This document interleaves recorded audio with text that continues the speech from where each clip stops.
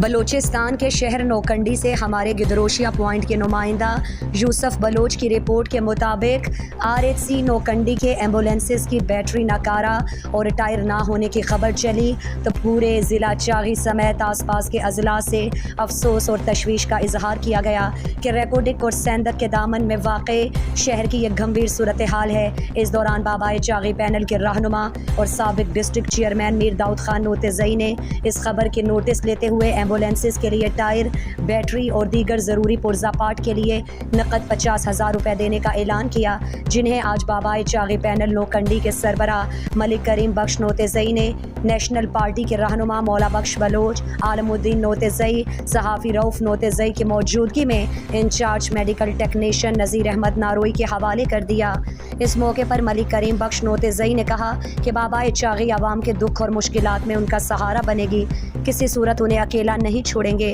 مولا بخش بلوچ نے میر داؤد خان نوتزئی کا شکریہ ادا کیا، جنہوں نے انسانیت کا اعلیٰ ثبوت دے کر ایک اہم مسئلے کو حل کر کے اہل علاقہ کا دل جیت لیا ہے۔ مزید ایمبولینسز کو ٹائر اور دیگر لوازمات کی ضرورت ہے۔ مخیر حضرات آگے بڑھ کر عوامی خدمت میں اپنا کردار ادا کریں۔